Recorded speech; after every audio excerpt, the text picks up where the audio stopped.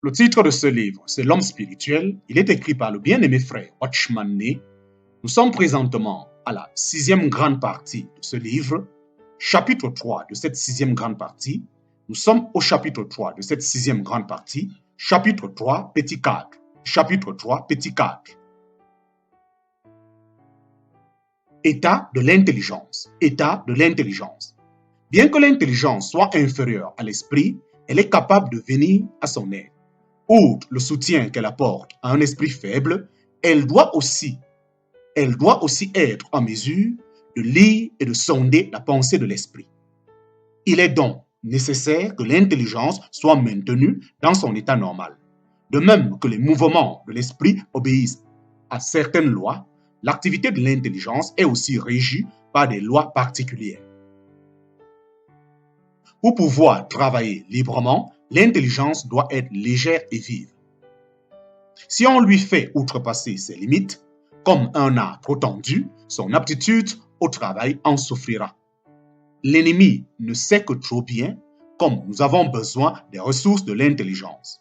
Si nous voulons rester à la disposition de notre esprit, justement pour pouvoir marcher par l'esprit. Aussi, Satan nous incite-t-il fréquemment à en abuser. À en abuser pour la rendre inapte à fonctionner normalement et incapable de venir au secours de l'esprit à l'heure de sa faiblesse. Notre être, mais notre intelligence est beaucoup plus qu'un organe de secours. Mais notre intelligence est beaucoup plus qu'un organe de secours pour l'esprit. Elle est aussi le lieu où nous recevons la lumière. C'est à l'intelligence que l'esprit dispense la lumière qu'il reçoit de l'Esprit de Dieu. Si l'intelligence est surmenée, elle perd son aptitude à recevoir la lumière divine. L'ennemi se rend compte que si l'intelligence est enténébrée, notre être entier est dans la nuit. Aussi fait-il tous ses efforts pour nous provoquer à abuser de notre pouvoir de réflexion, pour nous empêcher de travailler tranquillement. L'ennemi se rend compte que si l'intelligence est enténébrée, notre être entier est dans la nuit. Aussi fait-il tous ses efforts pour nous provoquer à abuser de notre pouvoir de réflexion, pour nous empêcher de travailler tranquillement. Pour marcher selon l'esprit, le croyant doit empêcher son intelligence de fonctionner à jet continu.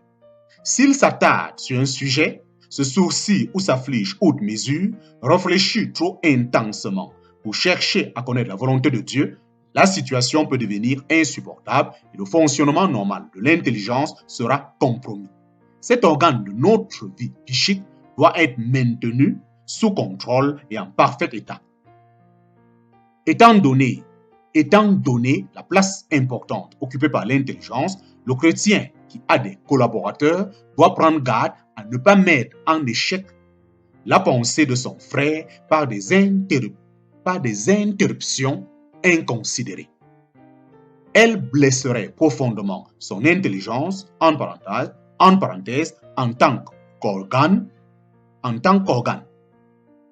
Elle blesserait profondément son intelligence, en parenthèse, en tant qu'organe.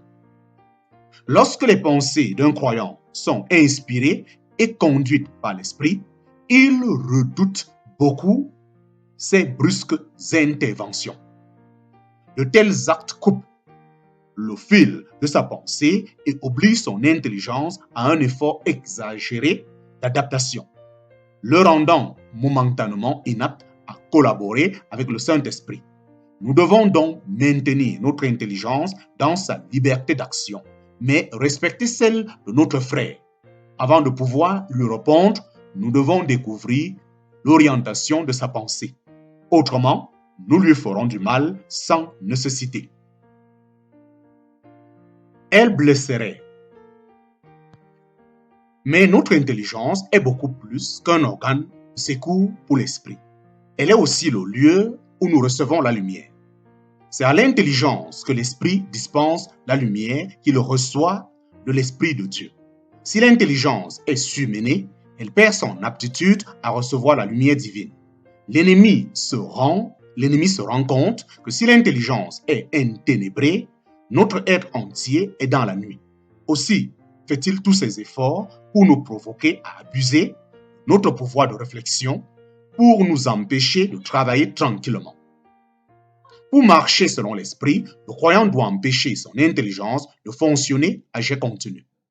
S'il s'attarde sur un sujet, se sourcille ou s'afflige outre mesure, réfléchit trop intensément pour chercher à connaître la volonté de Dieu, la situation peut devenir insupportable et le fonctionnement normal de l'intelligence sera compromis.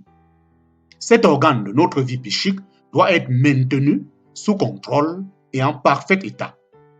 Étant donné la place importante occupée par l'intelligence, le chrétien qui a des collaborateurs doit prendre garde de ne pas mettre en échec la pensée de son frère par des interruptions inconsidérées. Elle blesserait profondément son intelligence, en parenthèse, en tant qu'organe. Lorsque les pensées d'un croyant sont inspirées et conduites par l'esprit, il redoute beaucoup ces brusques interventions. De tels actes coupent le fil de sa pensée et obligent son intelligence à un effort exagéré d'adaptation, le rendant momentanément inapte à collaborer avec le Saint-Esprit. Nous devons donc maintenir notre intelligence dans sa liberté d'action, mais respecter celle de notre frère. Avant de pouvoir lui répondre, nous devons découvrir l'orientation de sa pensée. Autrement, nous lui ferons du mal sans nécessité. Fin du chapitre 3 de cette sixième grande partie de ce livre.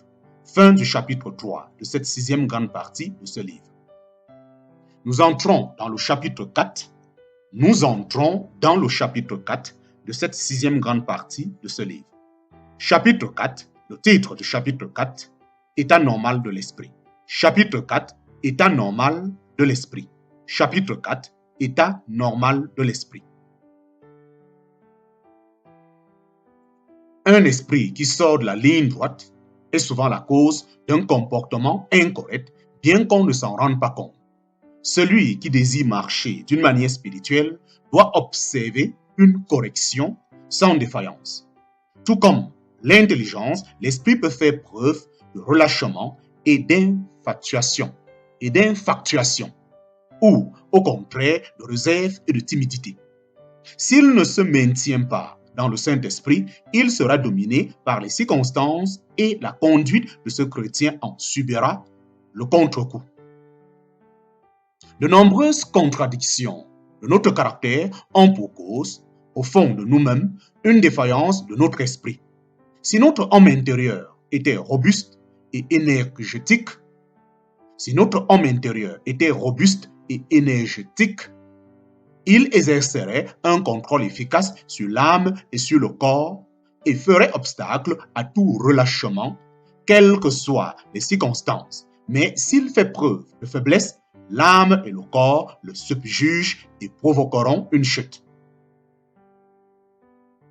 Dieu s'intéresse à notre esprit. C'est là que réside la vie nouvelle. C'est là que réside la vie nouvelle, là que son esprit travaille, là que nous avons la communion avec lui, là que nous recevons la révélation du Saint-Esprit, là que nous acquérons notre formation, là que nous parvenons à la maturité, là que nous résistons aux assauts de l'ennemi, là que nous est assurée la puissance pour le service. C'est par la vie de résurrection dans notre esprit que notre corps, pour finir, sera changé en un corps de résurrection. L'état de notre vie spirituelle est le reflet de l'état de notre esprit.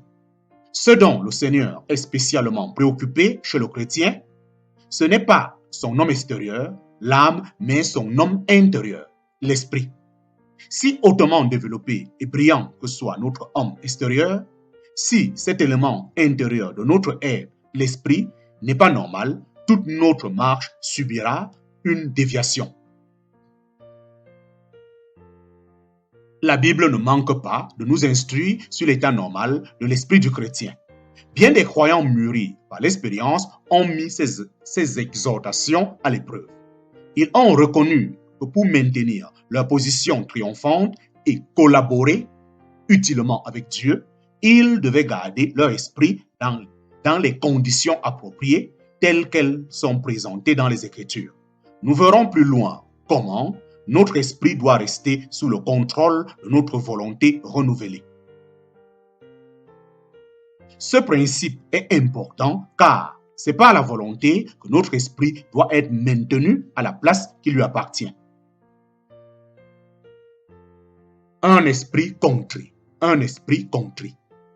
L'Éternel est près de ceux qui ont le cœur brisé, il sauve ceux qui ont l'esprit dans l'abattement. Somme, chapitre 34, verset 19. Ainsi parle le Très-Haut, dont la demeure est éternelle et dont le nom est saint. J'habite dans les lieux élevés et dans la sainteté, mais je suis avec l'homme contrit et humilié. Ésaïe chapitre 57, verset 15. Les enfants de Dieu s'imaginent souvent qu'ils n'ont besoin d'un cœur contrit qu'à l'heure où ils se repentent et croient, ou chaque fois qu'ils retombent dans le péché. Nous devons cependant savoir que Dieu souhaite nous voir maintenir notre esprit en tout temps dans un état de contrition. Bien que nous ne péchions pas tous les jours, il attend de nous que nous ayons constamment un esprit humble, car la chair est toujours présente et peut être stimulée à n'importe quel moment. Une telle contrition a d'ailleurs pour heureux effet d'entretenir notre vigilance. Nous ne devrions jamais pécher, mais le péché devrait toujours nous attrister. La présence de Dieu est sensible quand on se trouve dans cet esprit-là. Dieu ne trouve aucun plaisir à nos constants mouvements de repentir comme s'il lui suffisait. Il aimerait mieux nous voir dans une perpétuelle contrition. S'il y a le moindre désharmonie entre le Saint-Esprit et notre conduite ou notre activité, cet esprit-là est seul capable de nous le faire immédiatement sentir et déplorer. Une vie intérieure de contrition nous aide en outre à confesser sans délai, sans en rien cacher ses pensées, sans en rien cacher ces petites choses remarquées par notre entourage comme n'étant pas du Seigneur.